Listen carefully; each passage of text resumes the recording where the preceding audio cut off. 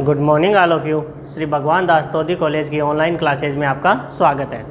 आज अपना जो टॉपिक चल रहा है वो है बीएससी पार्ट सेकंड।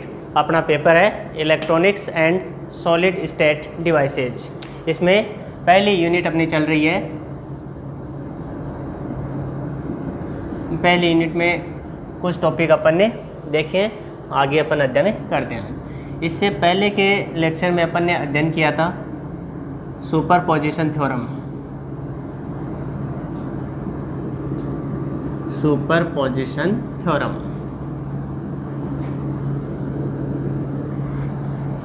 अध्यारोपण प्रमेय। अध्यारोपण प्रमेय। इस अध्यारोपण प्रमेय के बारे में मैंने आपको बताया था कि अध्यारोपण प्रमेय का कथन क्या कहता है, फिर इसको अपन को सत्यापित करना है। तो अपन ने इसका कथन भी देखा था, इसको सत्यापित भी किया था। तो ये अपने पास में इस तरह से क्वेश्चन बनेगा, पूरा 4 नंबर का क्वेश्चन बनेगा। अब अपन इसको क्या करते हैं कि एग्जाम्पल के द्वारा इसको और ज़्यादा समझने का प्रयत्न करते हैं।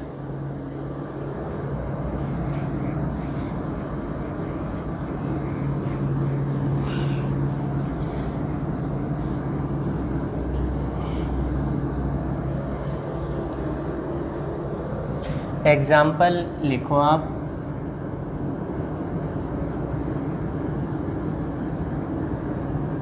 दिए गए जाल में अध्यारोपण प्रमेय का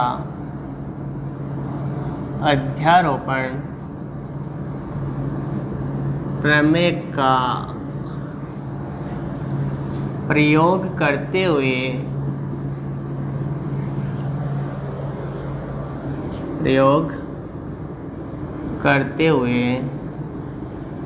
प्रतिरोध R1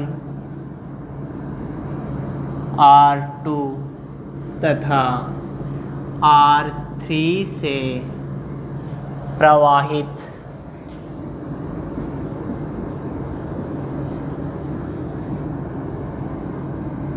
धारा का मान ज्ञात करो। देखो क्वेश्चन अपने पास में दिया हुआ है, लेकिन साथ में ये भी दे रखा है कि अध्यारोपण प्रमेय का प्रयोग करना है या फिर उपयोग करना है।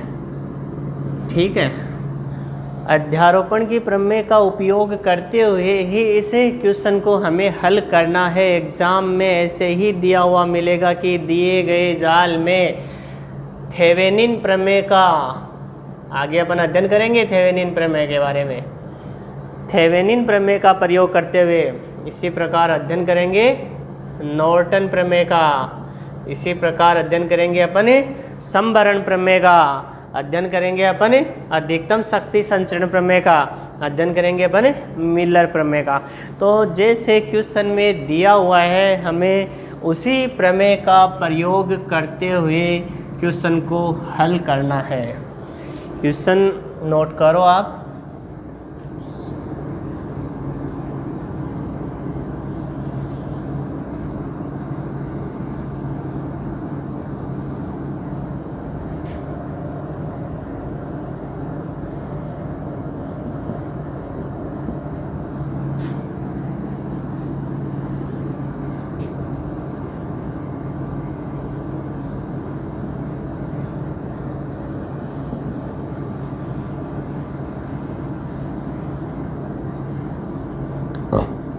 ये क्वेश्चन अपने पास में दिया हुआ है, ठीक है। लेकिन इस क्वेश्चन में हमें क्या करना है, अध्यारोपण प्रमेय का उपयोग करना है। तो अध्यारोपण के प्रमेय का कथन आपको पता होना चाहिए कि यदि किसी रैखिक प्रतिबाधाओं के जाल में 2 या 2 से अधिक विद्युत ऊर्जा के स्रोत दिए हुए होते हैं, तो उसके किसी बिंदु से किसी अवयव में प्रवाहित धारा का मान उन सब धाराओं के योग के बराबर होता है जो कि प्रत्येक जनित्र के कारण प्रवाहित होती है, जबकि अन्य जनित्र को उनकी आंतरिक प्रतिबाधा से प्रतिस्थापित कर दिया जाता है। तो ये कथन आप बार बार में जब भी क्वेश्चन करेंगे ना अपन, जैसे थेवेनिन के प्रमेय से क्वेश्चन कर रहे हैं, नॉर्टन के प्रमेय से कर रहे हैं, अधिकतम शक्ति संचरण प्रमेय से क्वेश्चन कर रहे हैं, तो प्रत्येक क्वेश्चन को करते समय हमें उस प्रमेय का रिवीजन अपने माइंड में करना है, जिससे ये क्या है अपने दिमाग में फिट बैठ जाएगी।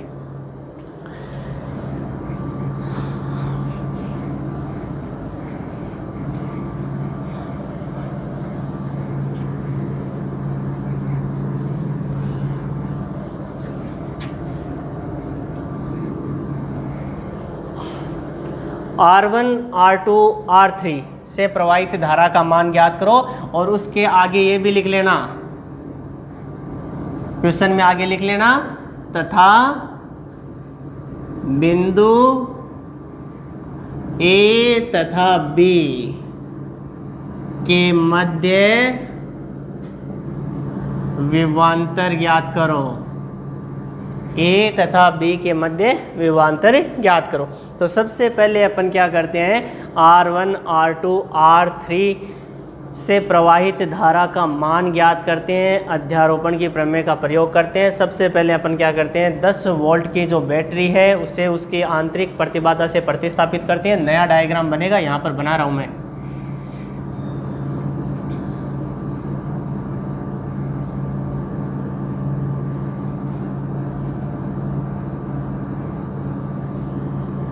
ये अपने पास में R1 दे रखा है 8 ओम, ये R2 दे रखा है अपने पास में 4 ओम, और ये अपने पास में R3 दे रखा है 4 ओम दे रखा है। यहाँ पर जो बैटरी दे रखी है वो 5 वोल्ट की बैटरी दे रखी है। इसको अपन क्या करते हैं, फिगर फर्स्ट नाम देते हैं, ये अपने पास में फिगर हो जाएगा सेकंड, और फिगर सेकंड में अपन मान लेते हैं कि यहाँ से जो करंट आ रही है वो कितनी अपने पास में I1 करंट आ रही है, टोटल I1 करंट आ रही है। आगे जो करंट है वो डिवाइड हो जाएगी, ठीक है। यहाँ पर अपने पास में जो करंट जाएगी वो क्या हो जाएगी, I1 डैश, और यहाँ पर I1 डबल डैश इसको मान सकते हैं। जैसे यहाँ पर मान लिया अपन ने क्या, I1 डैश, और इसको मान लिया इधर से I1 डबल डैश। सबसे पहले अपन ये देखते हैं कि टोटल करंट कितनी है। जो 5 वोल्ट की जो बैटरी है उससे टोटल करंट जो I1 है उसका मान कितना है। इसके लिए अपन देख रहे हैं कि I1 यहाँ से चल रही है और ये डिवाइड हो गई, तो ये दोनों आपस में क्या हो गए, पैरेलल क्रम में हो गए, R2 और R3। R2 और R3 क्या है, R2 and R3 are in parallel क्रम, तो इनका जो इक्वलेंट रेजिस्टेंस आ जाएगा वो कितना आ जाएगा अपने पास में, R2 R3 बटा R1 R2 प्लस R3। तो ये हो गया R2 R3 बटा R2 प्लस R3, तो ये हो गया 4 गुणा 4 बटा 4 प्लस 4, ये हो गया 8, 16 बटा 8, ठीक है। तो 16 बटा 8 इजिकल टू ये हो गया 2 ओम। ये अपने पास में ये रेजिस्टेंस इसके सीरीज क्रम में है, तो टोटल इक्वलेंट रेजिस्टेंस कितना आ गया, 8 प्लस 2 इजिकल टू 10 ओम। अब अपन ये देख रहे हैं कि V is equal to I R से, E is equal to I R, I की जगह कितना मान लिया I1, E का मान कितना दे रखा है 5, I1, R का मान कितना हो गया 10 ओम, तो ये अपने पास में I1 इजिकल टू 5 बटा 10 इजिकल टू 0.5 एम्पियर। I1 का जो मान है वो कितना आ रहा है, यहाँ पर लिख देते हैं अपन कि I1 का मान आ रहा है 0.5 एम्पियर, ठीक है। I1 का मान 0.5 एम्पियर। एक बार के लिए अपन क्या कर रहे हैं, सिर्फ R1 से प्रवाहित धारा देख रहे हैं एक बार, ठीक है। R1 से प्रवाहित धारा किसका प्रयोग करते हुए, अध्यारोपण की प्रमेय का प्रयोग करते हैं। दूसरा फिगर बनाते हैं। अभी कि हमें क्या करना है, 5 वोल्ट की बैटरी है, उसे उसके आंतरिक प्रतिरोध से प्रतिस्थापित करना है। कितना दिया हुआ है, 0 दिया हुआ है, तो अगला जो फिगर बनेगा वो ये बन जाएगा अपने पास में।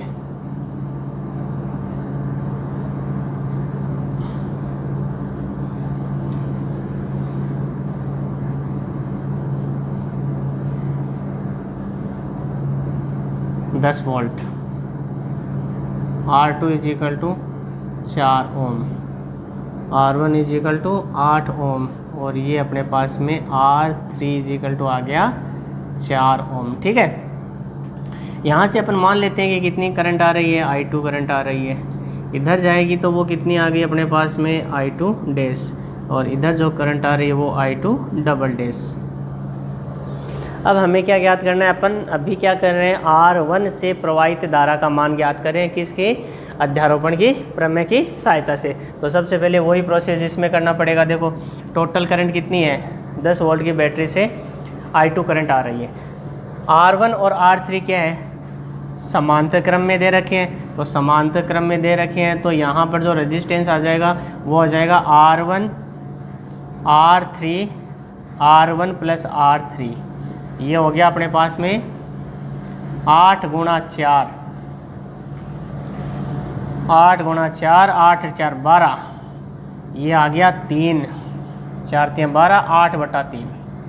और ये रजिस्टेंस 4 ओम के अर्थात R2 के सीरीज क्रम में, तो अपने पास में जो रेजिस्टेंस आएगा इक्विवेलेंट रेजिस्टेंस वो आ गया अपने पास में 4 + 8/3 इज इक्वल टू 12, 12 8 20, तो ये 20/3 ओम हो गया, 20/3 ओम हो गया। अब 20/3 ओम इक्विवेलेंट रेजिस्टेंस है, तो टोटल करंट देख लेते हैं यहाँ पर। तो total current I2 is equal to आ गई अपने पास में E/R डैश, तो E का मान इसमें 10 दे रखा है और R डैश का मान आ गया अपने पास में 20/3, तो ये हो गया अपने पास में 3/2 एम्पियर, 3/2 एम्पियर। अब ये टोटल करंट कितनी आ रही है, 3/2। यहाँ से कितनी करंट आएगी, 3/2। अब 3/2 यहाँ पर 3/2 जाएगी, यहाँ पर ये डिवाइड हो जाएगी, तो अपने पास में धारा विभाजन नियम का प्रयोग करते हुए अपन क्या करेंगे, I2 डैश का मान ज्ञात करेंगे। तो आगे आप लिखो धारा विभाजन नियम से, धारा विभाजन नियम से, धारा विभाजन नियम से करंट डिवाइडेशन रूल। तो करंट डिवाइडेशन रूल अपन लगाते हैं इसमें, ये अपने पास में आ जाएगा I2 dash, I2 dash, I2 dash, I2 dash, I2 dash is equal to हो गया अपने पास में 4/8 4 12, 4/8 + 4 इंटू टोटल करंट I2, और I2 is equal to 3/2 is equal to ये हो गया 4/12 गुणा 3/2, 3 3 से 3, ये आ गया 1/2 अर्थात 0.5 एम्पियर। तो I2 डैश का मान आ गया अपने पास में कितना, I2 dash is equal to आ गया 0.5 एम्पियर। अब देखो ये अपने पास में धारा की दिशा, टोटल करंट अध्यारोपण की प्रमेय क्या कहती है कि किसी बिंदु से किसी अवयव में प्रवाहित धारा का मान उन सब धाराओं के योग के बराबर होता है जो कि प्रत्येक जनित्र के कारण प्रवाहित होती है।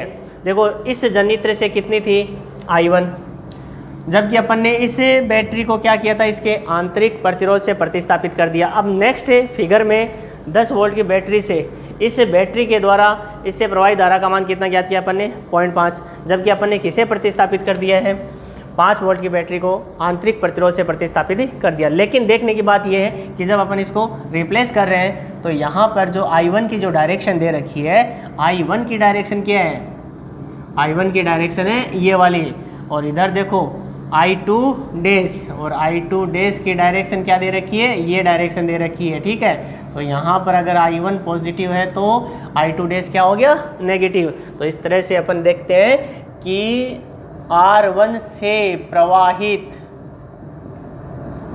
कुल धारा बराबर लिखो I1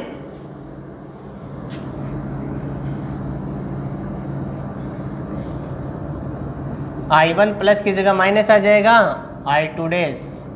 I1 का मान देखो यहाँ पर 0.5, I2 डैश 0.5 कैंसिल आउट, कितना हो गया 0 अध्यारोपण की प्रमेय से। तो अपने पास में R1 कितना दे रखा है, 8 ओम, तो 8 ओम प्रतिरोध से प्रवाहित धारा का मान कितना आ गया? 0 आ गया। अध्यारोपण की प्रमेय का अपन ने प्रयोग किया है।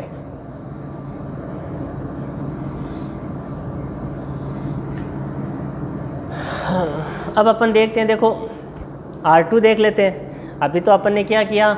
R1, ठीक है। अभी अपन क्या करते हैं? R2 से प्रवाहित कुल धारा का मान देखते हैं।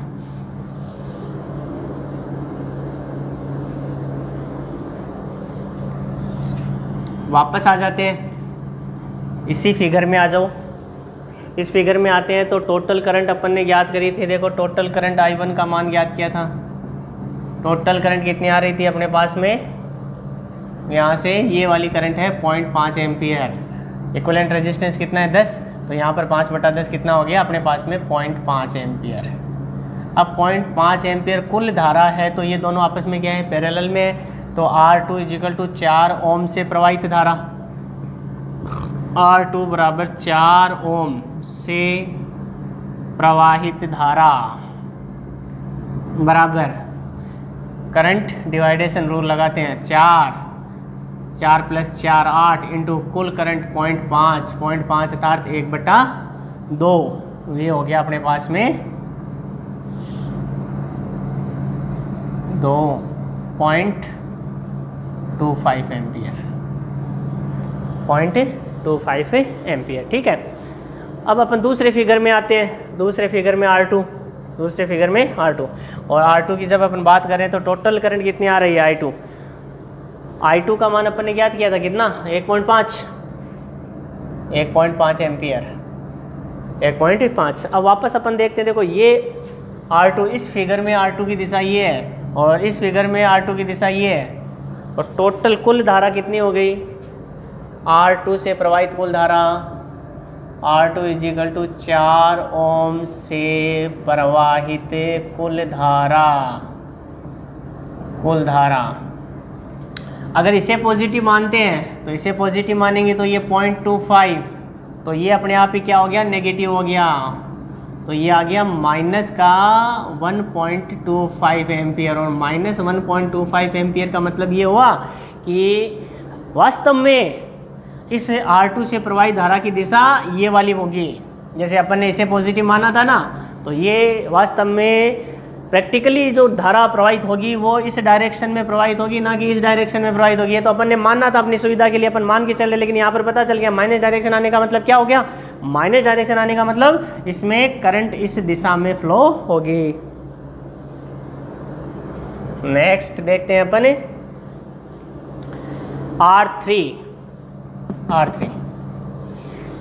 R3 की जब अपन बात करेंगे तो ये हो गया अपने पास में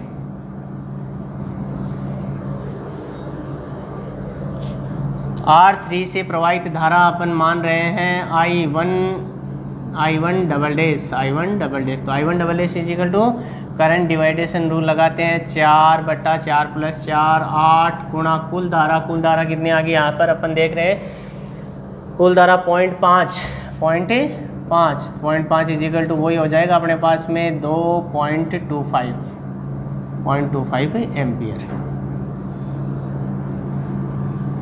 नेक्स्ट आ रहे हैं अपने अगले डायग्राम में I2 डबल डैश, क्योंकि ये अपने पास में R3 है, तो R3 से प्रवाहित धारा। और R3 से प्रवाहित धारा का मान ज्ञात करने के लिए अपन क्या करते हैं? यहाँ पर देखते हैं कि I2 डबल डैश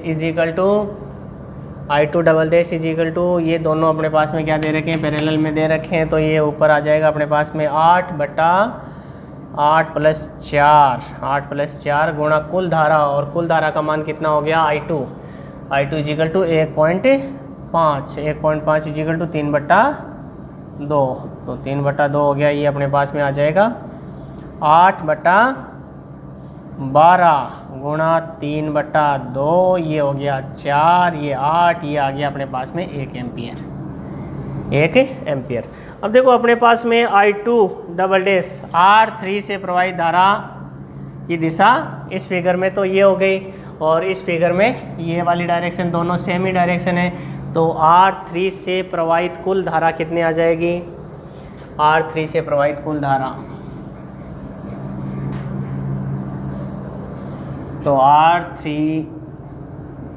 से प्रवाहित कुल धारा, दोनों की डायरेक्शन सेम ही है। यहाँ पर अपन देख रहे हैं I1 डबल डैश का मान, I1 डबल डैश का मान अपन ने देखा था कितना 0.25, तो ये आ गया 0.25 प्लस इधर अपन देख रहे हैं I2 डबल डैश, ये आ गया 1.25 एम्पियर, 1.25 एम्पियर। तो R3 से प्रवाहित, ये अपन सारे के सारे क्या कर रहे हैं, अध्यारोपण की प्रमेय से ही कर रहे हैं। नेक्स्ट ये और दे रखा है कि बिंदु A और B के मध्य विभवांतर का मान ज्ञात करो। तो देखो बिंदु A और B के मध्य विभवांतर का मान ज्ञात करने के लिए अपन ने R3 से प्रवाहित धारा देखी थी। R3 से प्रवाहित धारा कितनी आ रही है, 1.25। तो बिंदु A और B के मध्य विभवांतर कितना हो गया, V = IR, I का मान धारा गुणा प्रतिरोध। तो धारा का मान अपन ने देखा कितना 1.25 गुणा रेजिस्टेंस कितना दे रखा है 4 ओम। तो ये हो गया अपने पास में 125, 1.25 मल्टीप्लाई 4, ये आ गया अपने पास में 5 वोल्ट। तो बिंदु A और B के मध्य विभवांतर का मान कितना आ जाएगा अपने पास में 5 वोल्ट आ जाएगा। इस तरह से अपन ने क्या किया, अध्यारोपण की प्रमेय का उपयोग किया, और अध्यारोपण की प्रमेय का उपयोग करते हुए R1, R2 और R3 से प्रवाहित धारा का मान ज्ञात किया, बिंदु A तथा B के मध्य विभवांतर ज्ञात किया। नेक्स्ट एक क्वेश्चन और लिखो आप।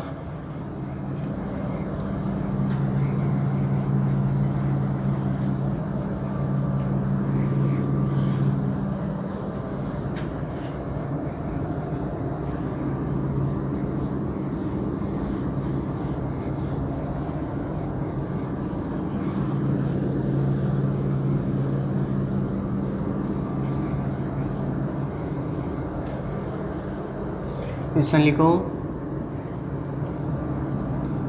अध्यारोपण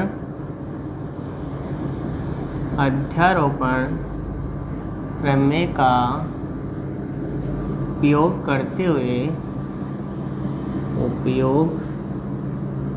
हुए R1 से प्रवाहित धारा का मान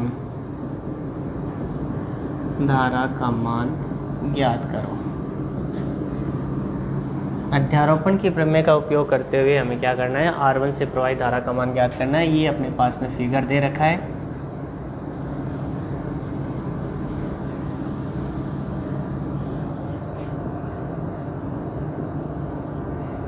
R1 = 2 ओम, R2 = 1 ओम और R3 = 2 ओम। इधर जो बैटरी दे रखी है वो 6 वोल्ट की है, और यहाँ पर जो बैटरी दे रखी है वो 6 वोल्ट की बैटरी दे रखी है। अध्यारोपण की प्रमेय का प्रयोग करना है तो 2 फिगर और बनेंगे इसके, ठीक है। तो सबसे पहले अपन देखते हैं, पहला फिगर बनाते हैं इसका। इस 6 वोल्ट की बैटरी को इसके आंतरिक प्रतिरोध से प्रतिस्थापित करते हैं। तो यहाँ पर अपन ने इसको रिप्लेस कर दिया।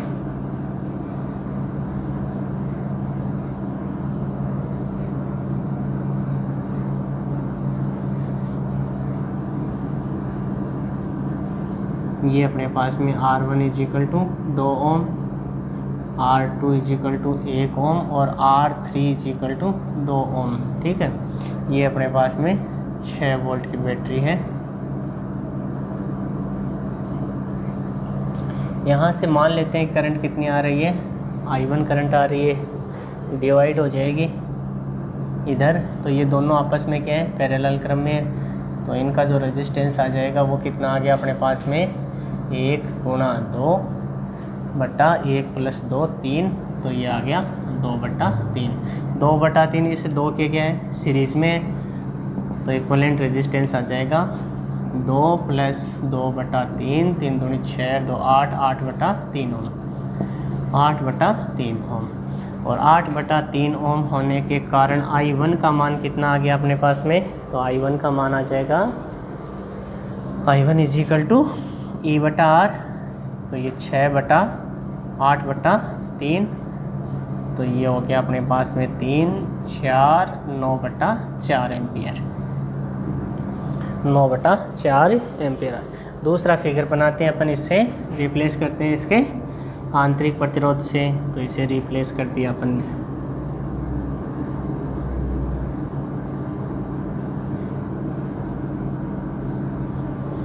ये अपना फिगर सेकंड हो जाएगा। ये R1 ही रहेगा। R1 का मान कितना है 2 ओम। R2 का मान कितना दे रखा है 1 ओम। R3 का मान कितना दे रखा है 2 ओम। ये जो बैटरी है वो 6 वोल्ट की बैटरी दे रखी है।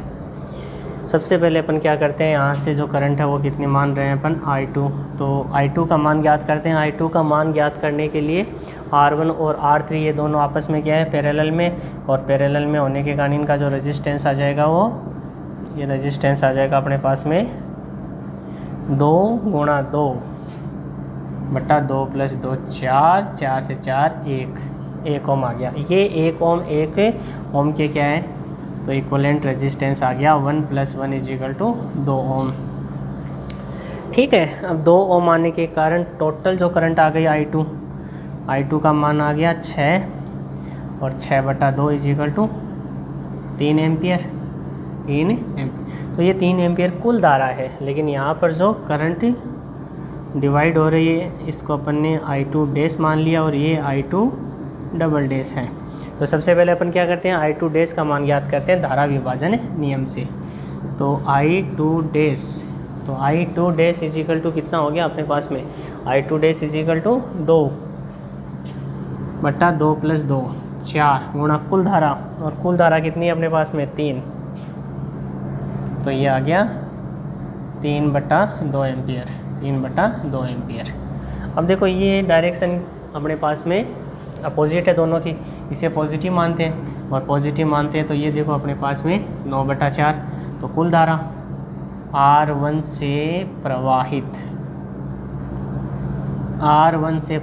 कुल धारा, और कुल धारा के लिए अगर अपन ने I1 को क्या मान रखा है पॉजिटिव, तो I2 डैश की डायरेक्शन क्या है इसके अपोजिट, इसलिए ये नेगेटिव हो जाएगी। तो I1 का मान कितना है अपने पास में 9/4 माइनस 3/2, ये आ गया 9 - 6/4। ठीक है, 3/4 एम्पियर। 3/4 एम्पियर। तो इस तरह से अपन ने क्या किया, अध्यारोपण की प्रमेय का उपयोग किया, और आप आगे इसी अध्यारोपण की प्रमेय का उपयोग करते हुए R2 और R3 से प्रवाहित धारा का मान ज्ञात कर सकते हो। बिंदु A और B के मध्य विभवांतर ज्ञात कर सकते हो। A और B के मध्य विभवांतर, ये काम आपको करना है, ये आपका होमवर्क है। नेक्स्ट अगली थ्योरम अपन अगले लेक्चर में पढ़ेंगे। Thank you.